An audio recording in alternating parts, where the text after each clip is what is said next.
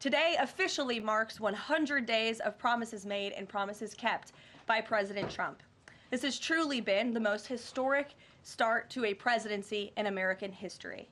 After building the greatest economy in the world in his first term as president, President Trump is in the process of doing that all over again. The American people trust in President Trump. Since his first day in office, President Trump has focused on defeating the Biden inflation crisis, bringing down the cost of living, and making the United States the best place in the world to do business, invest, create jobs, and innovate. And President Trump's efforts are working. 345,000 jobs have already been added since the start of President Trump's term. Last month's jobs report saw nearly 100,000 more jobs than economists predicted, and it was the fourth highest month for private payroll growth in the past 2 years. 9,000 manufacturing jobs have been added to the economy already. This is a sharp contrast to the 6,000 manufacturing jobs that were lost each month in the final 2 years of the Biden administration. The U.S. employment rate remains at historic lows. And thanks to President Trump, Americans are seeing price relief for the first time in years. The last inflation report showed the first consumer price decline since the COVID pandemic, a decrease in energy prices, and real average hourly wage growth. President Trump is delivering on his promises to lower costs for American families and businesses. Prices across the board for everyday goods have seen declines since this president was inaugurated. From airfare to used motor vehicles to prescription drugs, prices are dropping. In fact, last month's drop in the price of prescription drugs was the largest ever recorded. And after Joe Biden botched the response to the bird flu, President Trump and Secretary Rollins' aggressive plan have brought down wholesale egg prices more than 50% from Inauguration Day. Happy 100 days, everyone. Just hours after President Trump took the oath of office, Secretary of State Marco Rubio was confirmed in a historic bipartisan vote of 99-0. From day one, he got right to work, and I can certainly attest to that. As I said in my first briefing, Secretary Rubio promised to deliver a foreign policy grounded in President Trump's vision, one that would make America stronger, safer, and more prosperous. 100 days later, that promise is being kept. Secretary Rubio has returned the department to the fundamentals of diplomacy, engaging in the persuasion and power of face-to-face meetings around the globe, reminding our partners that being friends with the United States brings benefits that improve the quality of everyone's lives. America is less safe and more expensive than it was 100 days ago. Trump's reckless tariffs are going to make high price of groceries, gas, housing, utilities, clothing, electronics, and other essential goods even worse. Companies are laying off hardworking Americans, and we are staring down an impending supply chain crisis in a few weeks. Donald Trump's first 100 days have been one of the worst first 100 days of any U.S. president in history. That's because his policies are harming America. And the American people have noticed. Multiple polls show Trump's approval ratings plummeting.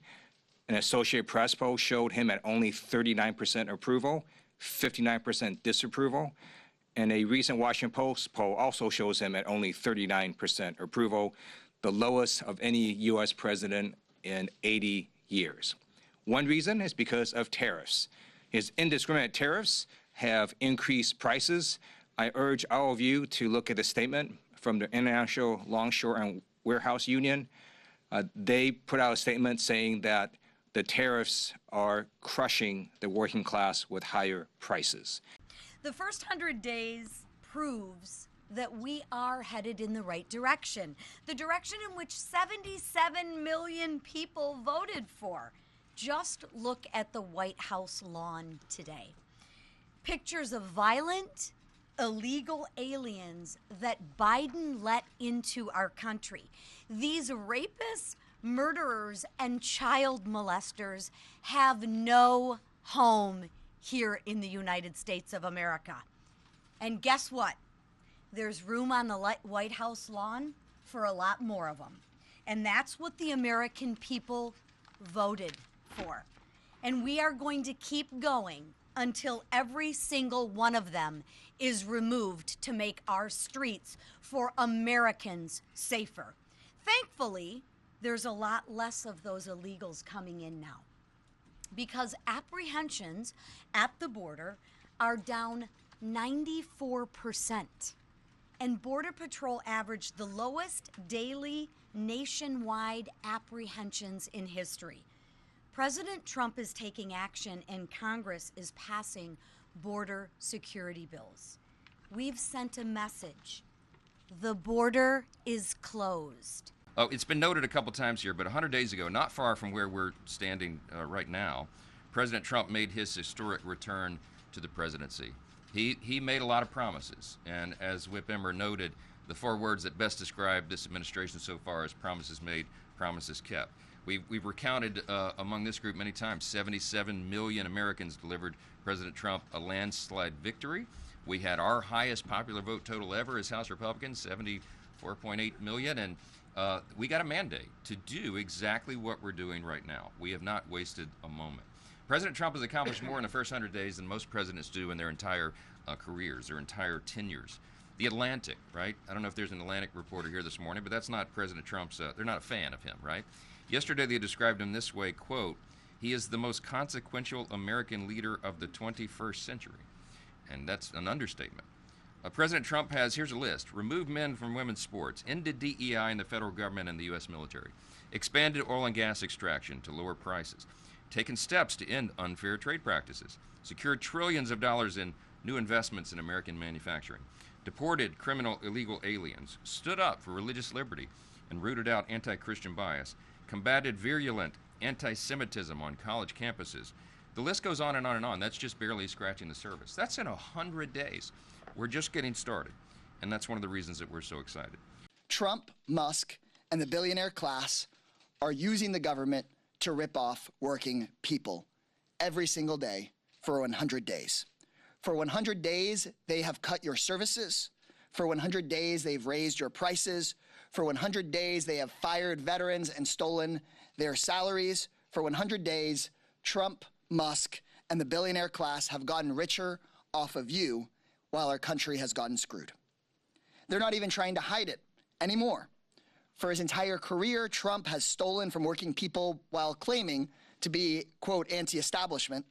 But in the last 100 days, Trump has finally ripped that anti-establishment mask off, starting with the row of billionaires sitting right behind him at his inauguration and continuing every day since. Trump has created a government by and for the billionaires. And if anyone ever doubted that Trump and Musk and Bezos and the billionaires are all at one team, just look at what happened at Amazon today. Bezos immediately caved and walked back a plan to tell Americans how much Trump's tariffs are costing them. Bezos, who spent $40 million on Melania Trump's documentary, wants big tax cuts and sweetheart deals much more than he wants to represent the American people. The message to our communities and to people watching at home is crystal clear. These billionaires and Trump are on one team and stick together. And it is the responsibility of Democrats to bring people across the country together that are everybody else besides the billionaires. We knew that the lies, the chaos, and the destruction were on its way when Trump got sworn in 100 days ago. And just in 3 months, we have seen the gutting of institutions, the shattering of norms, and the fundamental rights of so many people being trampled on. We have watched Trump tear through our government like a wrecking ball by destabilizing federal agencies, undermining the rule of law, and lashing out against anyone who dares to dissent.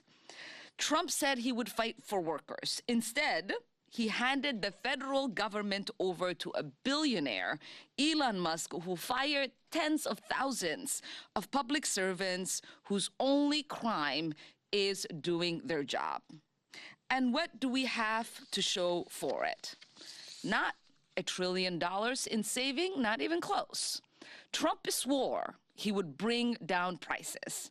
Instead, his reckless tariffs have rattled markets, interest rates are soaring, and the threat of recession looms. A recent poll showed that only 11% of Americans feel better off since the election, with majority believing the economy is deteriorating. Trump swore he will pay off the national debt. Instead, he wants to hand out tax breaks to billions while planning to cut Medicaid and SNAP. And here at home, we're seeing ICE has deported nearly 140,000 people, often with no due process or real hearings. In our streets, the crackdown has reached a terrifying new level. Students have been disappeared. Their only crime is daring to demand an end to a genocide. This is the behavior of a dictator. They are trying to turn our government into a weapon to punish enemies and reward friends. Thanks for watching. Here's another story you may like, and subscribe to the WSBT 22 YouTube channel.